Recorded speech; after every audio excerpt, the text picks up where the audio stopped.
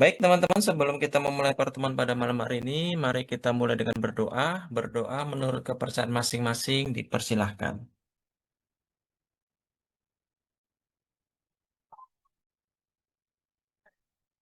Selesai. Ya, untuk pertemuan malam hari ini, kita akan membahas 3 materi. Yang pertama adalah materi tentang osteoporosis. Nah, osteoporosis ini masuk ke materi tulang dan sendi ya. Kemudian ada manajerial farmasi dan ada farmakoekonomi.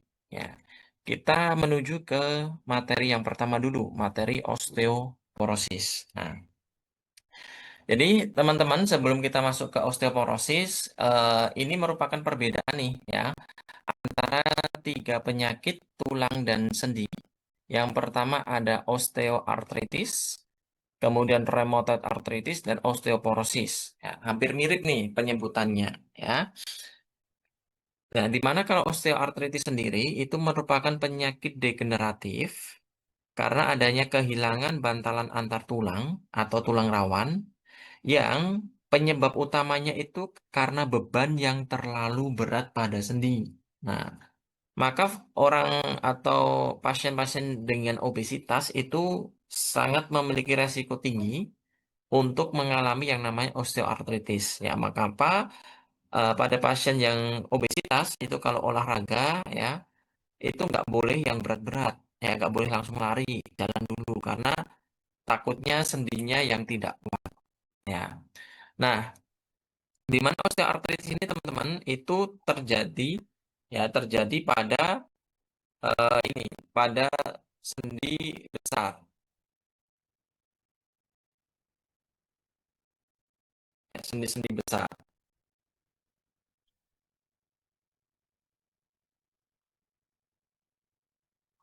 Nah, contohnya sendi lutut ya, sendi apa nama pinggul, panggul kayak gitu. Nah, terapi utamanya first line-nya itu parastamol ya. Kemudian second line-nya NSAID, anti nyeri. Kemudian kalau nggak bisa NSAID bisa dikasih analgetik yang golongan opioid atau alternatifnya bisa pakai duloxetine dan intraartikular kortikosteroid ya. Kemudian kalau rheumatoid arthritis teman-teman, rheumatoid arthritis itu merupakan penyakit yang terjadi karena adanya autoimun ya. Di mana autoimun di sini yang menyebabkan peradangan pada sendi ya.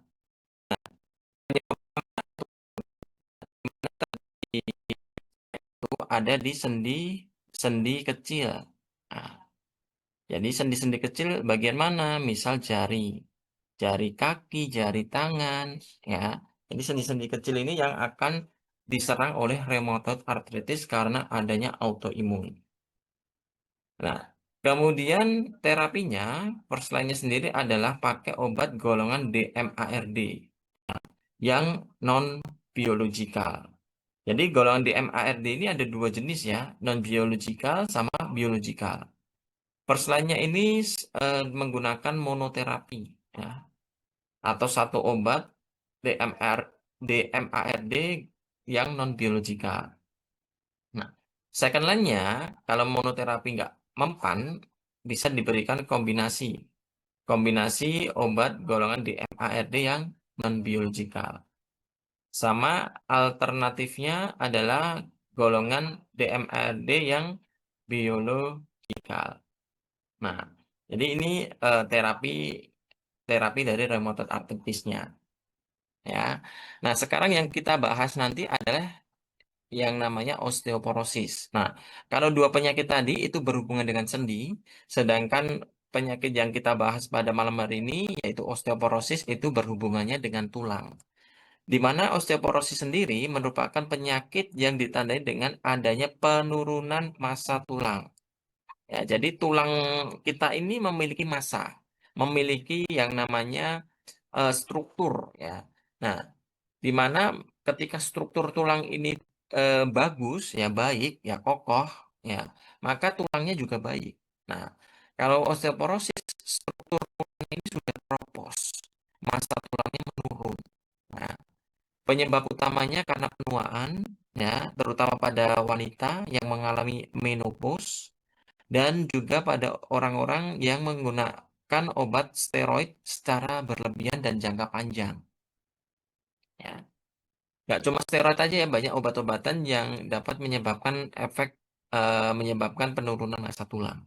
Nah, kemudian untuk parameter utama dari penyakit osteoporosis ini adalah parameter yang namanya T-score. Ya, semakin tinggi nilai T-score-nya, semakin bagus. Ya. Nah, kalau dinyatakan osteoartritis itu ketika nilai T-score-nya itu di atas atau lebih dari negatif 2,5. Ya, jadi semakin minus. Ya, semakin di bawah negatif 2,5. Nah, ketika semakin di bawah negatif 25, maka pasien mengalami osteoporosis. First line-nya kalau mengalami osteoporosis diberikan obat alendronat, ya, golongan bifosfonat. Second line-nya bisa ibandronat, risendronat, dan lain sebagainya. Ya. Nah, untuk terapi osteoporosis secara rincinya kita bahas di slide selanjutnya. Ya, dengan adanya pedoman yang terbaru. Seperti itu. Ya. Nah, ini merupakan detail dari penyakit osteoporosis tadi ya. Jadi osteoporosis tadi kelainan tulang yang ditandai dengan densitas atau massa tulang itu yang turun. Kemudian ada ketidakseimbangan bentuk tulang dan menurunnya kekuatan tulang sehingga meningkatkan resiko fraktur atau tulang itu menjadi patah. Nah, ada dua etiologi atau penyebab secara primer atau sekunder. Tadi, kalau primer adalah terkait usia, ya penuaan dan menopause. Sedangkan sekunder itu karena obat atau penyakit tertentu. Ya. Nah, di mana faktor-faktor sekunder itu banyak nih. Ya, ya, kita jabarkan lagi yang sekunder. Kalau yang primer itu sudah pasti terjadi kalau primer ya, karena semakin hari semakin tua, menua, apalagi wanita kalau sudah tua akan mengalami menopause. Nah, sedangkan kalau sekunder ini bisa kita cegah atau kita hindari. Ya, apa saja?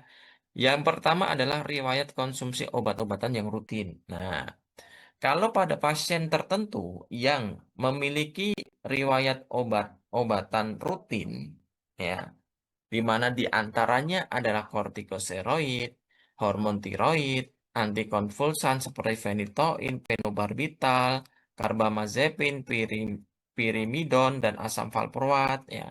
Ada heparin, warfarin, methotrexate, dan lain sebagainya, ya. Di mana obat-obatan ini dapat menyebabkan resiko terjadinya osteoporosis. Nah, sehingga ketika memang pasien itu harus ya mengkonsumsi obat-obatan ini secara rutin, maka tidak lupa juga harus diimbangi dengan faktor biar mencegah terjadinya osteoporosis. Misal ditambahkan terapi tambahan ya, seperti ditambahkan adalah kalsium ya, kemudian ditambahkan juga vitamin D. Nah, jadi pemberian suplemen kalsium dan vitamin D ini dapat meningkatkan pembentukan massa tulang. Ya, jadi kalau pasien memang harus menggunakan obat rutin dari golongan-golongan tersebut untuk mengantisipasi atau mengurangi resiko terjadinya osteoporosis, maka bisa ditambahkan eh, terapi tambahan berupa suplementasi kalsium dan vitamin D. Nah, sedangkan kalau penyakit ya, nah kalau pasien itu mengalami penyakit ginjal kronik ya, kemudian saluran cerna yang menurunkan penyerapan kalsium ya, penyakit hati, hipertiroid dan lain sebagainya. Nah, ini juga berhati-hati karena dapat menyebabkan jangka panjangnya dapat menyebabkan osteoporosis. Kemudian faktor lainnya yaitu adanya riwayat merokok, konsumsi alkohol, kemudian haid ya, penggunaan obat-obat kontrasepsi dan lain sebagainya. Ini juga perlu diwaspadai ya. Jadi masih ada beberapa yang bisa kita hindari atau kita kurangi ya di faktor sekunder terjadinya osteoporosis. Nah, ini ada proses teman-teman di mana ada yang namanya bone remodeling proses ya atau proses pembentukan tulang. Nah, jadi tulang itu sebenarnya yang berperan penting itu ada dua teman-teman ya. Ada yang namanya osteoklas ya dan ada yang namanya osteoblast. Nah, jadi kalau osteoklas itu adalah ini berperannya sebagai penghancur tulang. Nah, osteoblast ini sebagai pembentuk tulang. Nah, sehingga ya, jadi osteoklas ini walaupun dia penghancur tulang, sebenarnya dia juga berfungsi penting. Karena apa? Karena dia itu sebenarnya fungsinya kalau dalam batas normalnya, dia itu dapat untuk meregenerasi atau menghancurkan tulang-tulang yang lama atau yang sudah rusak itu dihancurkan oleh osteoklas. Baru nanti ditambal ya atau dibentuk lagi oleh osteoblast. Nah, secara normalnya seperti itu ya. Makanya kalau eh, osteoklas dan osteoblast ini bisa apa namanya seimbang dalam dalam menghancurkan dan membentuk tulang, maka harusnya tulangnya itu aman. Nah, Nah, masalahnya pada osteoporosis, nah, osteoklas ini dia lebih dominan, ya. Jadi osteoklas itu eh, jumlahnya lebih banyak, ya, sehingga penghancuran tulangnya lebih banyak daripada pembentukan tulangnya. Nah, jadi bagaimana cara membentuk tulang ini? Kita simak baik-baik video berikut ya. In this phase, the bone remains in a stable state with no active remodeling taking place. This phase is marked by the presence of bone lining cells, which cover the bone surface and help maintain its integrity. At this stage, osteoblasts and osteoclast precursor cells are inactive, awaiting signals to initiate the remodeling. Ada osteoklas dan osteoblast. Following the resting phase, the activation stage. Sebelum aktif ya. During this stage, osteoblasts mature due to the influence of various signaling molecules, such as receptor activator and nuclear factor kappa B ligand, RANKL, and its counterpart, osteoprotogerin, OPG. These factors stimulate osteoclast precursor cells, which have rank receptors on their surface. The interaction between rank ligand and rank receptor drives the maturation of osteoclast precursor cells into active osteoclasts. OPG plays a regulatory role in this process by binding to RANKL, thereby preventing it from interacting with rank and inhibiting osteoclast activation. A healthy bone remodeling process relies on the delicate balance between OPG and RANKL. Now, resorption follows activation, and it is the phase where osteoclasts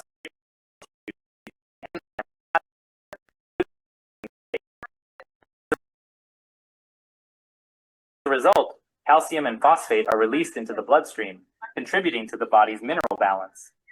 Key hormones, such as estrogen and parathyroid hormone, PTH, have a significant impact on bone health by controlling the functions of osteoblasts and osteoclasts. Estrogen reduces the expression of RANKL while increasing the production of OPG, thereby inhibiting osteoclast activity. In contrast, PTH plays a more intricate role in bone remodeling. At low intermittent doses, PTH stimulates bone formation by promoting osteoblast differentiation and activity. Oke, jadi ini teman-teman. Jadi ada yang namanya preosteoklas dan ada yang namanya preosteoblast. Nah, di mana preosteoblast ini terbentuk menjadi osteoblast. Nah, osteoblast ini akan apa namanya menghasilkan yang namanya rangka L ini, ya rangka L sama OPG ini. Nah, di mana rangka L ini, ya rangka L ini berperan ya ketika si rangka L ini dia dilepaskan oleh osteoblast, dia akan berikatan dengan si preosteoklas. Nah, kalau rangka L ini bisa berikatan dengan si preosteoklas, akan membentuk osteoklas. Nah, jadi di sini osteoklas ini akan terbentuk oleh ikatan dari preosteoklas dengan rangka L. Terbentuklah nih osteoklas. Nah, jadi satu osteoblas itu bisa menghasilkan banyak rangka L ya yang terlepas. Nah, jadi kalau bisa berikatan dengan si preosteoklas dari beberapa rangka L ini, maka akan jumlah osteoklasnya akan jauh lebih banyak. Nah, sehingga ada bantuan nih, ya bantuannya dari apa? Dari estrogen. Nah, estrogen itu berfungsi untuk apa? Untuk menghambat, ya, untuk menghambat atau eh, menurunkan kadar si rangka L, ya, rangka L. Jadi kalau rangka L yang bebas di darah, ya, yang bebas gitu ya, yang nanti akan berkaitan dengan preosteoklas itu diturunkan, ya, diturunkan jumlahnya oleh estrogen, maka produksi osteoklas ini akan menurun juga. Nah, sehingga apa? Sehingga penghancuran tulangnya juga akan menurun juga. Makanya kalau estrogen ini dia masih tinggi, masih banyak diproduksi di dalam tubuh, untuk penyakit osteoporosis ini juga akan bisa dicegah. Ya. Nah, sedangkan ketika estrogennya ini menurun, ya menurunnya kapan? Kalau wanita ketika pada masa menopause. Ya, ketika menopause, estrogen sudah tidak diproduksi lagi. Sehingga menurun, ya efeknya apa? Akan menyebabkan si rangka L ini akan naik atau kadarnya tinggi. Nah, makanya kenapa penyakit osteoporosis ini akan jauh lebih besar faktor resikonya pada wanita. Karena ada pengaruh hormon estrogen di dalamnya. However, at high or continuous levels, PTH can increase bone resorption by indirectly stimulating osteoclast activity through increased rankle expression and decreased OPG production. After resorption, the reversal phase begins. During this stage, the bone surface undergoes a series of changes to prepare for new bone formation. As osteoclasts retreat and bone lining cells reappear on the bone surface, a conducive environment for osteoblast activity is established. This marks the transition from the reversal phase to the formation phase. In this phase, osteoblasts are guided to the bone surface by various signaling molecules and growth factors. They initiate the construction of new bone tissue by depositing an osteoid protein matrix, which later mineralizes through the incorporation of calcium and phosphate ions. Sclerostin, a protein originating from osteocytes, plays a key role in managing bone formation by inhibiting the Wnt signaling pathway in osteoblasts, which is essential for their development and function. As a result, sclerostin acts as a brake on bone formation. This helps maintain a balance between bone breakdown and growth, ensuring good overall bone health. After the formation phase, the mineralization stage occurs. In this step, the soft protein matrix, or osteoid, created by osteoblasts, starts to harden. This happens as calcium and phosphate ions combine with the osteoid, forming a strong mineral structure called hydroxyapatite. Once mineralization is done, the bone remodeling process moves to the resting phase. In this phase, bone remains in a stable state without any active remodeling, and bone lining cells cover the bone surface to help maintain its integrity. This resting phase persists until the next remodeling cycle is initiated, maintaining a continuous process of bone renewal and repair. In this phase, the bone remains in the remodeling cycle. Oke, jadi ini teman-teman gambarannya ya, ketika nih lihat peta poin saya. Ini ini kondisi itu ketika tulang itu masih normal, ya tulang normal di bagian sini. Kemudian ada cekungan kan di sini cekung, apa namanya, eh, nggak turun ke bawah karena apa? Adanya osteoklas. Nih yang biru ini osteoklas. Ya, jadi osteoklas tadi fungsinya menghancurkan, ya menghancurkan tulang-tulang yang harusnya tulang-tulang eh, yang butuh dihancurkan, ya kayak udah tua, udah rusak atau udah terlalu tua ataupun seperti apa ya.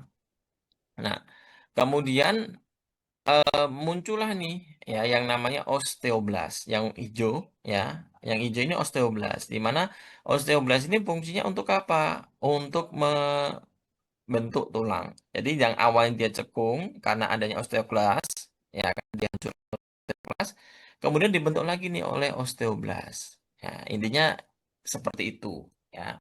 Jadi faktor utamanya ya osteoklas sama osteoblast. Bagaimana kita bisa kalau pada penyakit osteoporosis itu gimana caranya kita bisa untuk menurunkan osteoklas, ya atau kita bisa meningkatkan osteoblast, ya intinya itu nanti ya. Nah, ini gambarannya, teman-teman. Ini gambaran sama seperti yang tadi ya, cuma ini gambaran aja biar lebih jelas ya. Ketika nanti eh, saya share PPT-nya itu kan nggak bisa di anu ya, di apa namanya, di play lagi videonya. Jadi ini gambarannya seperti itu. Nah, kemudian tata laksana dari osteoporosis. Ya, tadi ya. Jadi pada pasien yang ada faktor resiko osteoporosis seperti ini. Yang pertama adalah wanita dengan usia lebih dari 65 tahun, ya. Kemudian mengalami postmenopause. Kalau pria di atas 70 tahun, ya. Atau pria dengan usia 50 sampai 69 tahun, intinya di atas 50 tahun, tapi memiliki faktor resiko terjadinya fraktur. Misal ada konsumsi obat tertentu tadi ya, ada penyakit tertentu ya, dan lain sebagainya. Nah, jika ternyata pasien itu ada nih dari beberapa ini masuk dalam kriteria, ya, maka bagi berapa nilai tes skornya? Nah, nilai tes skornya berapa?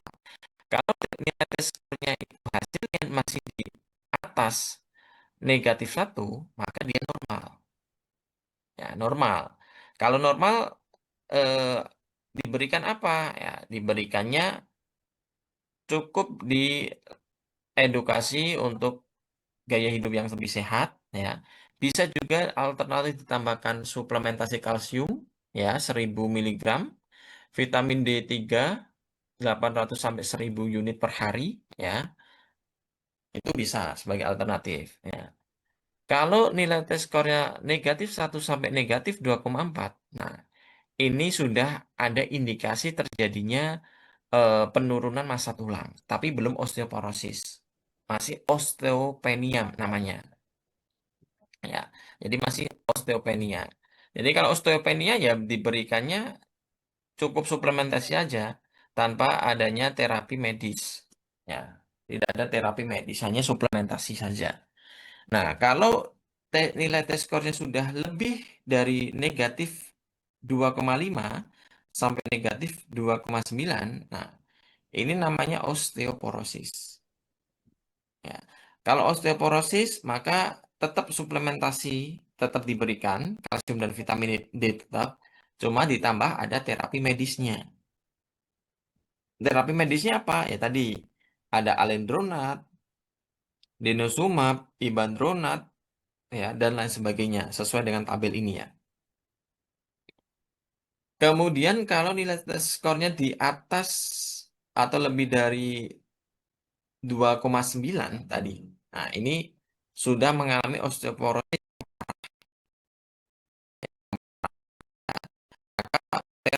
Nanti suplementasi tetap diberikan, cuma terapi medisnya ya ini menggunakan obat-obat di atas obat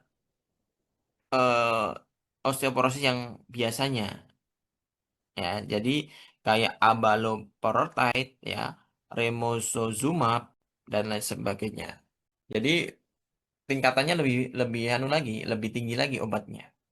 Ya, cuma kalau di soal, ya di soal yang nanti sering keluar di soal ketika teman-teman ujian itu cukup teman-teman menghafalkan terapi yang osteoporosis saja.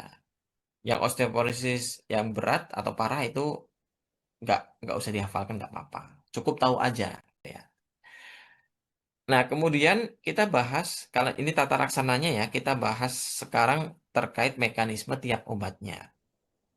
Nah, tadi first line-nya itu adalah golongan bifosfonat. Ini first line-nya. Nah, bifosfonat itu ada beberapa obat, ada alendronat, risendronat, ibandronat, ya. Yang menjadi first line itu alendronat dulu, ya. Di mana secara mekanisme kerja, bifosfonat itu menghambat yang namanya enzim farnesil fosfat sintase atau FPPS. Di mana FPPS ini dia berfungsi untuk menghambat produksi isoprenit lipid, yang mana ketika produksi isoprenilipid ini dihambat, membuat jadi apoptosis osteoklasnya. Ketika osteoklasnya itu mengalami apoptosis, akan terjadi penurunan aktivitas dari osteoklas. Kalau osteoklasnya mengalami penurunan aktivitas, maka akan mengalami penurunan aktivitas bone resorption. Jadi akan mengurangi penghancuran tulangnya. Ya, intinya tadi teman-teman ya. Jadi obat osteoporosis itu harus ada salah satu dari ini, yaitu menurunkan dari osteoklas atau meningkatkan osteoblas. Intinya itu. Nah, bifosfonat secara fungsi mekanisme dia menurunkan osteoklas. Nah, di mana golongan bifosfonat ini memiliki cara minum yang harus diperhatikan, yaitu aturan pakainya harus diminum ya dengan cara berdiri ataupun duduk tapi secara tegak ya, minimal 30 menit ketika meminum obat tersebut untuk mencegah resiko iritasi pada esofagus ya. Jadi diminum pada pagi hari ya, setelah bangun tidur dengan segelas air dan duduk atau berdiri secara tegak minimal 30 menit. Ya. Kemudian untuk yang kedua, golongan rangka L inhibitor. Ya, jadi yang menghambat rangka L. Ya, ada yang namanya denosumab. Ya, yang MAP ini merupakan antibodi monoklonal yang secara spesifik memang mentargetkan mengikat yang namanya rangka L. Ya, untuk apa? Ya, menghambat rangka L biar tidak bisa menempel di reseptornya. Reseptornya itu di osteoklas. Ya, ketika ikatan rangka L dengan reseptor yang ada di osteoklas itu dihambat, maka tidak akan terjadi aktivasi osteoklas, sehingga dapat menurunkan aktivitas bone resorption tadi. Nah, si rangka L sama, dia menurunkan osteoklas juga, sama seperti bifosfonat, cuma dengan mekanisme yang berbeda. Ya. Kemudian ada mekanisme yang lain nih. Yang ketiga adalah golongan selektif estrogen reseptor modulator atau SERM. Ya, contohnya raloxifene dan basodexifen. Nah, mekanismenya bagaimana? Yaitu berperan sebagai agonis parsial terhadap reseptor estrogen pada jaringan tulang. Nah, dengan mengaktifasi reseptor estrogen, jadi dia itu kayak menyerupai estrogen. Ya, kan pada pasien osteoporosis, ya, terutama pada wanita yang mengalami menopause, produksi estrogennya kan dia menurun ya, berkurang drastis. Nah, jadi si golongan obat ini, yang SERM ini, dia itu seolah-olah ya menjadi pengganti dari estrogen. Ya, jadi kayak pengganti estrogen gitu, menyamar ya menjadi estrogen yang mana si raloxifene ini dia menyamar sebagai estrogen dan akan berikatan dengan reseptor estrogen pada osteoblas. Nah, ketika reseptornya diikat, ya, maka akan meningkatkan dari produksi dari osteoblas tadi. Ya, sehingga pada golongan obat ini yang contohnya raloxifene itu dapat meningkatkan aktivitas penghambatan osteoklas. Dengan cara apa? Dengan cara meningkatkan osteoblas. Ya. Dan yang terakhir ada paratiroid hormon analog, contohnya teriparatide. Ya. Jadi ini merupakan analog PTH, paratiroid hormon. Nah, di ini di apa namanya di mekanisme tadi ya, PTH ini juga akan berperan penting pada eh, osteo apa namanya sangat penting berperan pada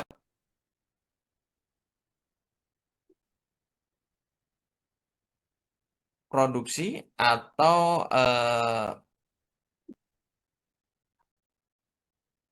peningkatan dari osteoblas ya. Nih yang tadi.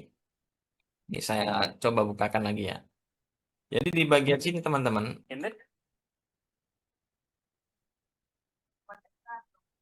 containing a continuous nih ya, di bagian sini ada yang namanya hormon PTH, ya, parathyroid hormon. Nah, ketika parathyroid hormonnya ini dia rendah, low gitu ya, maka dia akan meningkatkan yang namanya osteoblast. Ya. Sedangkan ketika hormon parathyroidnya itu dia tinggi, ya, akan meningkatkan yang namanya rangka L. Ya, jadi kita kalau bisa kita turunkan nih hormon paratiroidnya. Ya. Nah, sehingga muncullah nih obat golongan paratiroid hormon analog, ya, yang dia akan langsung berikatan dengan reseptor PTH, ya. Ketika obat ini menempel pada reseptornya, maka akan terjadilah nih yang namanya diferensiasi, proliferasi dan aktivasi dari osteoblast. Nah, sehingga dia akan meningkatkan yang namanya bone formation,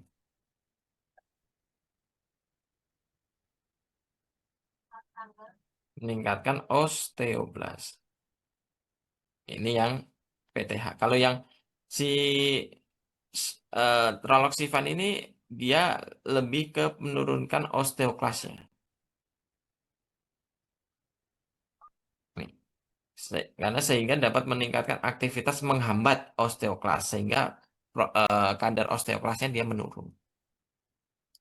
Jadi ada 4 golongan obat ini teman-teman yang digunakan untuk terapi dari osteoporosis. Oke, sebelum kita membahas pretest, ada yang mau kita diskusikan dulu untuk materi dari ini osteoporosis teman-teman silakan. Kak, izin bertanya. Boleh boleh silakan Kak.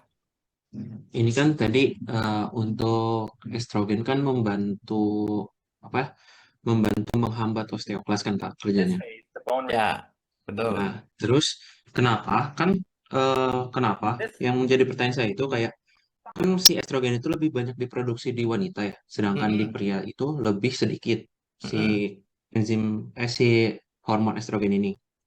Nah, tapi kenapa si faktor resikonya lebih tinggi di wanita dibandingkan di pria. Itu yang nomor satu. Nah, mm-mm, terus yang nomor dua itu. Tadi kan alendronate ini golongan biposfonat. Nah, mm-mm, biposfonat ini digunakan pada first line untuk si osteoporosis, ya kan? mm-mm, Nah, tapi kenapa kan mekanisme kerjanya sama si mm-mm, alendronat, alendronat, yang lain-lain itu mm-mm, mekanismenya sama kan, tapi masih mm-mm. dipakai di di Second line. second line. Mm-mm. Padahal kan kalau misalkan kita lihat dari penggunaan antibiotik ini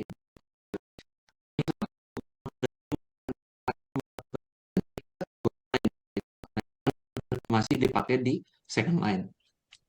Ya, Oke. Kak. Terima kasih. Oke, sama-sama Kak. Oke, saya jawab yang pertama dulu. Nah, estrogen.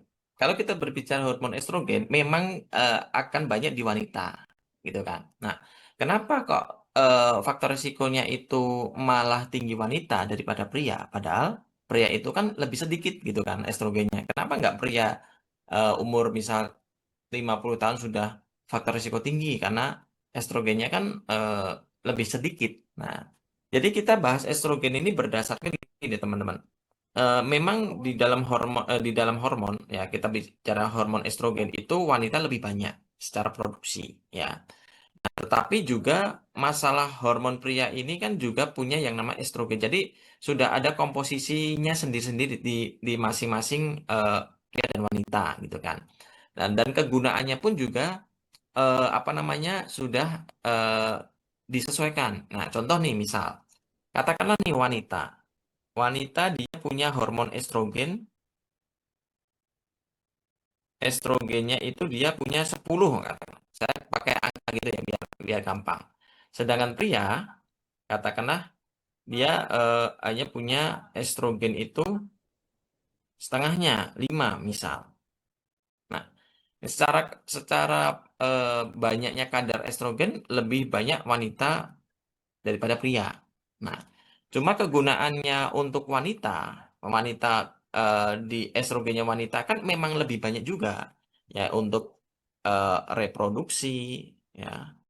Kemudian ada untuk pembentukan tulang, ya, dan untuk lain-lain ya misal. Sedangkan pria, estrogennya ini kan untuk reproduksi nggak banyak. Emang tidak terpakai secara dominan gitu kan. Sedangkan pada pria estrogen 5 itu udah cukup gitu.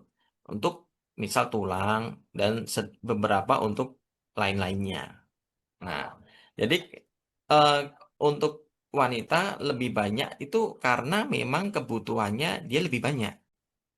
Nah, kalau pria sedikit karena memang kebutuhannya lebih sedikit. Jadi secara untuk kenapa kok pria itu nggak lebih faktor resikonya nggak lebih tinggi? Ya karena dengan estrogennya hanya sedikit sudah mampu untuk eh, membentuk tulang. Nah, sedangkan wanita kenapa kok lebih ini lebih apa namanya? Lebih resikonya lebih tinggi karena wanita tadi mengalami yang namanya premenopause. Nah, ketika premenopause yang awalnya itu estrogennya wanita itu 10, ya, ketika mengalami premenopause tinggal 2 menopause. Nah, dari 2 ini satu dipakai untuk tulang misal, satunya untuk yang dan lain-lain. Karena menopause kan reproduksinya sudah tidak berfungsi ya sehingga reproduksinya ini akan hilang, fungsi reproduksinya akan hilang. Nah, sehingga dari 10 ke 2 ini ya ya atau ya anggaplah 2 gitu ya. Nah, untuk tulang ada ini kurang sebenarnya ya. Belum lagi yang lain-lain. Nah, jadi ada kesenjangan ketika memang pasien wanita ini mengalami menopause itu akan memang berhenti produksinya. Bahkan benar-benar berhenti gitu, nggak ada produksi estrogen. Makanya ada obat apa namanya untuk osteoporosis itu emang untuk isinya estrogen gitu. Estrogen untuk apa ya? Untuk membantu si wanita yang menopause ini untuk sebagai meningkatkan kadar estrogennya. Gambarannya seperti itu Kak untuk nomor 1. Bisa dipahami dulu nggak? Bisa, Kak. Nah, terus kalau misalkan, Kak, tadi Mm-mm. kan si estrogen di pria ini, Mm-mm. misalkan tadi di umpamanya 5. Nah, Mm-mm. si estrogen di pria juga bisa berkurang apa enggak sih? Kan kalau misalkan si estrogen di wanita itu, Mm-mm. karena berkurangnya karena Menopause. postmenopause. Mm-mm. Nah, tapi kalau misalkan di pria itu, kalau berkurangnya kayak gimana, Kak? Bisa apa enggak? Kalau pria bisa berkurang dengan seiring berjalannya waktu, bertambahnya usia pasti. Cuma nggak ada pria itu nggak ada ibarat menopause gitu Kak. Jadi pria itu organ reproduksinya kan dia produksi terus. Walaupun udah tua pun ya dia memiliki reproduksi yang masih berfungsi itu. Beda wanita. Kalau wanita kalau udah menopause ya nggak bisa hamil lagi, nggak ada menstruasi lagi. Kalau pria kan nggak ada. Sehingga estrogen 5 ini mungkin berkurangnya nggak akan drastis seperti wanita. Kayak gitu. Iya, Kak. Terima kasih. Oke, itu yang pertama ya. Kemudian yang kedua tadi, ya. eh ini kan ada yang namanya golongan bifosfonat. Nah, ada alendronat, risendronat, ibandronat, dan lain sebagainya. Nah, kenapa sih di sini ya untuk ada first line, second line-nya itu masih ada golongan bifosfonat ya. Padahal kan itu merupakan obat golongan yang sama. Ya, berarti mekanismenya juga sama kan gitu kan. Nah, kalau tadi kakak bandingkan dengan antibiotik, ya terapi antibiotik itu jelas tidak tidak akan sama seperti itu gitu maksudnya. Nah, contohnya gini. Contohnya ya, misal ada yang namanya obat anti nyeri, misal NSAID gitu ya, NSAID. Nah, NSAID itu kan banyak kan obatnya. Kan banyak ada contoh ya asam mefenamat, kemudian ada meloxicam, ya. Kemudian ada ibuprofen, ya, dan lain-lain aja lekcopsip gitu ya, dan lain-lain. Nah, ini kan satu golongan juga kan, NSAID. Nah, di mana dari asam fenamat, meloxicam, ibuprofen, dan lain sebagainya itu sama-sama anti nyeri. Nah, cuma kegunaan anti nyerinya dia berbeda-beda. Nah, contoh misal nih, asam mefenamat bisa untuk nyeri gigi, misalnya nyeri gigi. Nah, kalau meloxicam itu lebih ke nyeri sendi. Ya, ibuprofen itu sebagai anti nyeri juga bisa, sebagai demam juga bisa. Ya, antipiretik. Ya, celecoxib dia lebih aman untuk lambung. Nah, ini satu obat golongan yang sama, ya, di mana kegunaannya bisa berbeda-beda. Nah, sedangkan si bifosfonat juga gambarnya seperti itu. Jadi walaupun oh ada ibandronat, risendronat, alendronat, kenapa alendronat yang pertama? Ya, jadi secara efektivitas alendronat itu yang paling rendah. Nah, rendah itu maksudnya gimana? Kalau kita berikan alendronat itu sudah apa namanya eh, berefek, oh ya udah alendronat dulu, ya. Nah, baru kalau alendronat nggak bisa, ada risendronat nih, ya di atasnya alendronat. Oke, di atasnya alendronat kasih, oh sama aja nggak bisa. Second line-nya masih ada ibandronat, ya coba ibandronat, oh ternyata nggak bisa. Nah, perbedaan ini walaupun mekanismenya berbeda tadi, tapi secara efektivitas itu tidak sama. Makanya ada coba nggak bisa, coba isendronat. Isendronat nggak bisa, oh coba ibandronat. Ya, karena balik lagi bahwa terapi itu selain efektivitas atau mekanisme kerja itu yang sama, belum tentu obat yang satu dengan obat yang lain, ya, maksudnya obat A dengan obat B yang diberikan ke satu pasien yang sama itu belum tentu efeknya akan sama. Nah, itu juga mempengaruhi. Makanya walaupun golongannya sama, ya, belum belum tentu dia itu sebagai first line semua. Ya, ada juga yang ada yang second line, ada yang mungkin alternatif, ya tergantung dari efektivitas dari si obat tersebut. Gitu, Kak, penjelasannya. Kalau yang antibiotik dia secara antibiotik itu kan memang menyerangnya adalah si bakteri ya atau makhluk hidup gitu kan. Nah, ketika makhluk hidup itu bisa menangkal dari antibiotik yang diberikan, maka kita harus berikan antibiotik yang lain untuk biar coba dengan cara lain gitu, dengan mungkin mekanisme yang berbeda. Nah, sedangkan kalau yang kita bahas osteoporosis ini kan tidak makhluk hidup ya, yang kita usahakan adalah bagaimana cara meningkatkan osteoklas dan bisa Bisa, Kak. Terima kasih. oke sama-sama. Masih ada yang belum tak jawab mungkin? Aman ya? Aman, Kak. Oke, ada yang lain teman-teman yang mau kita diskusikan dulu? Silakan.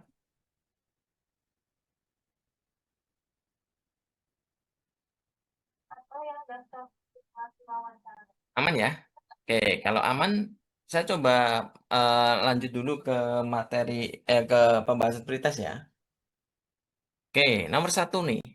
Hasil anamnesis dokter terhadap Tuan L, usia 55 tahun, memiliki resiko fraktur sebesar 20% dengan screening frak. Ya. Saat ini Tuan L itu rutin mengkonsumsi obat-obatan seperti phenytoin, aspirin, bisoprolol, metformin, dan simvastatin. Nah, dokter berdiskusi dengan apoteker terkait obat yang dapat menjadi pemicu osteoporosis sekunder. Obat apakah yang dapat menjadi pemicu dari kelima yang diminum oleh pasien itu? A, B, C, D, E? Yang mana? Phenytoin. Oke, phenytoin. Ya, betul ya. Nih, phenytoin antikonvulsan. Ya, yang lainnya tidak ada. Masih yang lainnya, pilihan jawaban lainnya tidak ada di sini, termasuk daftar obat ini ya. Oke, lanjut ya. Nomor 2. Ada seorang apoteker sedang menjelaskan kepada pasien terkait pengobatan denosumab. Masih ingat denosumab ini golongan apa?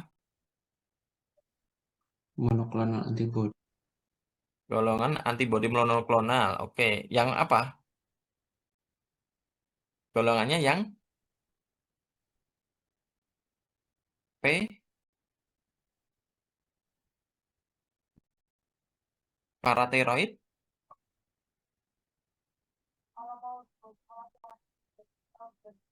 hormon analog. Ya, benar nggak? Ya. Yang cukup diadministrasikan atau diberikan secara subkutan 6 bulan sekali aja. Ya. Nah, pasien menanyakan terkait mekanisme aksi obat tersebut karena cukup kagum dengan pengobatan yang dilakukan hanya 6 bulan sekali. Tapi pasti harganya juga mahal gitu ya. Nah, apa mekanisme aksi dari denosumab? Yang mana? A, B, C, D, E. Yang mana? Kak. E. Oke, berarti dia oh, salah ya. Berarti bukan golongan paratiroid hormon ya. Dia golongannya ini. Berarti ini bukan keliru-keliru. L inhibitor ya. Oke, rangka L inhibitor. Golongan rangka L inhibitor. Jadi sudah cukup jelas ya, ada rangka L mengikat rangka L agar si rangka L itu tidak berikatan dengan reseptornya yang ada di osteoklas. Kalau bisa berikatan dengan reseptor yang ada di osteoklas, akan menyebabkan ini osteoklasnya terbentuk. Ya. Oke, nomor 2 cukup jelas. Ya, nah ini ada video terkait mekanisme dari denosumab ya. Silakan di.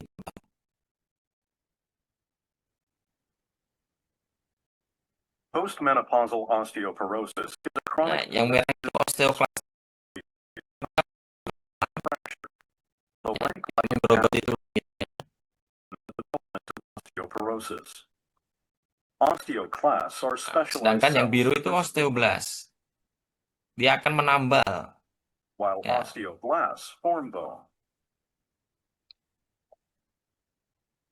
Nah, osteoblast tadi dia kan mengeluarkan ini Osteoblasts and other cells rangka L. produce a protein called rank ligand, Nah, which binds to rank receptors on osteoclast precursors. rangka L kalau dia berikatan dengan reseptornya di pre-osteoklas, dia akan membentuk yang namanya osteoklas. Rank Terbentuk lagi ligand also osteoklasnya. increases the activity and lifespan of mature osteoclasts. After menopause, estrogen levels decline, Nah, which leads setelah to higher menopause, rank ligand levels and greater estrogennya binding. menurun, As rangka a L-nya result, meningkat karena osteoclast estrogen activity is tadi increased, fungsinya salah satunya adalah mengikat atau leading to menurunkan excess rangka bone L. resorption and a decrease in bone density and strength, and Dia an akan increased fracture risk. menurunkan massa tulang dari yang awalnya padat The discovery of sampai Prolia offers berongga. postmenopausal women with osteoporosis at high risk Denosumab for fracture ini gambarannya treatment yang option. warna hijau ini. Prolia Nah, binds to rank ada ligand 3 and tangan ya, prevents dia binding to rank on dapat immature mengikat, and mature setiap tangannya dapat mengikat osteoclasts. rangka L. Denosumab itu. Nah, gambarannya seperti itu. Dia Prolia mengikat rangka inhibits L osteoclasts, sehingga decreasing their formation and pre-osteoklasnya ini function and tidak akan survival. berubah menjadi In this way, osteoklas. Prolia decreases bone resorption. Gambarnya seperti itu. Ya. Oke, sampai di sini teman-teman. Cukup paham?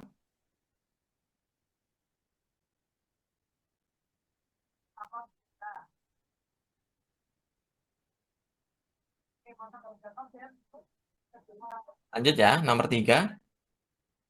Pasien C wanita usia 60 tahun mulai menggunakan alendronat untuk mengelola osteoporosis.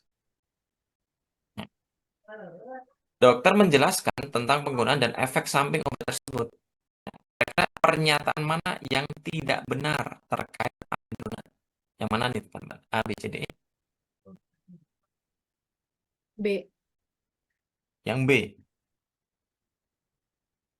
Yang E, Kak. Yang E. Ingat ya, yang tidak benar. Ya, bukan yang benar ya. Nah, coba kita cek yang A dulu. E. Yang A, alendronat bekerja menghambat resorpsi tulang oleh osteoklas. Benar nggak? Dia menghambat osteoklas. Benar ya? Oke. Yang B, alendronat harus dikonsumsi dengan segelas air kosong. Segelas air kosong. Artinya segelas air putih dalam keadaan perut kosong ya. Dan pasien harus berdiri atau duduk tegak selama 30 menit setelah mengkonsumsinya. Benar atau salah? Benar, Kak. Benar ya. Yang C, alendronat dapat menyebabkan efek samping seperti esofagitis jika tidak digunakan dengan benar. Betul atau salah? Benar, Kak. Benar ya. Yang D, alendronat adalah terapi pertama untuk osteoporosis postmenopause pada wanita. Benar atau salah? Benar. Betul. Oh ya. Yang E, alendronat dapat diberikan secara intravena setiap bulan untuk pasien yang tidak dapat menelan tablet. Benar atau salah? Salah. Karena biasanya bentuknya effervescent. Salah. Karena biasanya bentuknya apa? Effervescent. Ada yang berpasang. Ya, saya nemuin tablet sih. Ya, coba kita cek ya. Nah, ini. Jadi dia hanya pemberian hanya secara oral, teman-teman. Tidak ada secara intravena. Oh ya, ada effervescent nih. Nah, ada effervescent ya, ada juga yang tablet telan mungkin ya, langsung telan ya. Nah, jadi memang bentuknya tidak ada yang bentuk secara intravena ya. Jadi untuk yang pernyataan yang E tidak benar.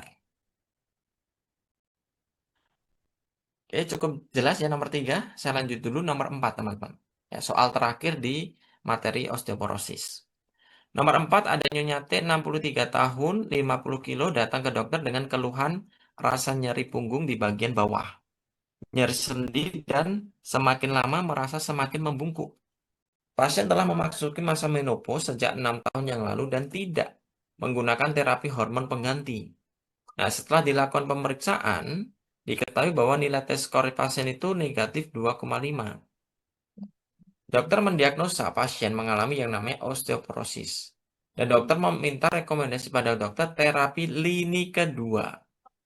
Nah, yang ditanya lini kedua nih, bukan lini pertama. Kira-kira yang mana nih? A, B, C, D. Ada dua, Kak, jawaban. Ada dua. Yang mana, Kak? Risendronat dan Reloxifene. Risendronat dan Roxifan. Oke. Ada lagi? Oke, coba kita cek ya. Nah, kalau tadi yang saya tampilkan di sini, yang apa tata laksana si apa namanya si osteoporosis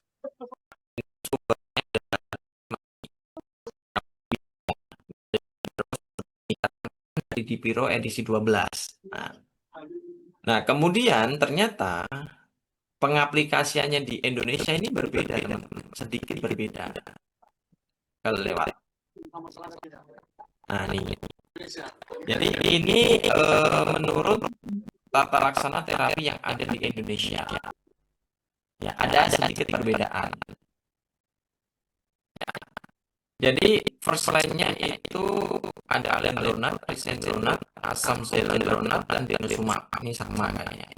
Second line-nya ada raloxifene, ibandronat, teriparatide, dan strontium renalat. Dan third line-nya calcitonin intranasa. Jadi ada raloxifene dan ibandronat ya tadi ya. Risen. Raloxifene dan risendronat. Nah, di sini belum ada, nggak ada ya. Harusnya kalau secara di biro ada ya, risendronat ya. Oke. Berarti Ke first line, Kak. Risendronat di oh iya, cover slide di sini ada perbedaannya di sini.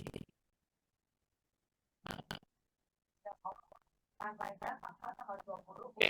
Jadi ada perbedaan sedikit teman-teman dari Gipiro ke terapi yang ada di Indonesia ya. Nah, jadi kalau seperti ini gimana? Teman-teman tetap coba pelajari yang ada di Indonesia dulu ya. Tapi acuan dari Indonesia itu memang biasanya dari luar ya, dari Gipiro, dari DIH dan lain sebagainya. Cuma pengaplikasiannya kan melihat dari eh, lingkungan atau pasien yang ada di Indonesia itu kan juga genetiknya juga berbeda ya dengan luar. Nah, dengan adanya trial ya untuk pelaksanaan terapi menggunakan apa namanya acuan dari Dipiro ataupun yang lain yang dari luar, mungkin ada sedikit modifikasi seperti itu ya, di mana apa namanya sedikit modifikasi itu ada di slide ini ya, yang awalnya cenderung di second line sekarang di first line ya. Jadi kalau mengacu pada acuan tabel ini, maka untuk nomor 4 jawabannya yang raloxifene gitu teman-teman. Oke, sampai di sini adakah yang masih perlu kita diskusikan lagi untuk materi osteoporosis teman-teman?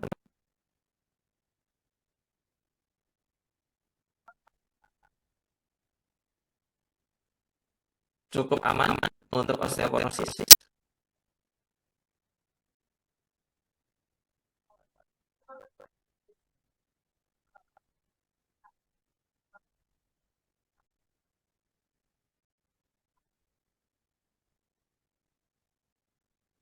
Aman ya teman-teman? Kalau aman, saya lanjut ke materi manajemen farmasi ya. Di mana manajemen farmasi ini lebih banyak ke materi perhitungan ya, perhitungan terkait manajerial. Nah, ada beberapa rumus yang harus kita semua itu pahami ya. Di mana ada yang namanya pricing. Pricing ini merupakan suatu tindakan untuk menentukan harga obat dengan tujuan untuk memperoleh laba atau keuntungan. Nah, jadi apalagi ketika di dunia farmasi ya yang berhubungan dengan obat, maka obat yang ada itu misal di suatu instalasi farmasi akan dijual gitu ya. Nah, untuk dijual itu pasti membutuhkan perhitungan harga dulu. Berapa sih harga belinya? Yaitu HNA-nya berapa? HNA itu harga beli ya, atau harga neto yang diperoleh dari distributor. Nah, tapi HNA ini belum termasuk PPN. Nah, PPN sekarang 11%. Nah, jadi harus ditambah PPN dulu. Nah, baru nanti ditambah margin. Margin itu persentase keuntungan dari produk yang akan kita jual. Berapa marginnya? Berapa keuntungan yang akan diperoleh dari obat tersebut? Umumnya nanti adalah HJA atau harga jual apotek, yang mana perhitungan harga jual apotek itu dari HNA ditambah PPN ditambah margin. Ketemulah nih harganya, harga jualnya. Nah, dan juga ada yang namanya HPP, harga pokok penjualan ya. Di mana perhitungan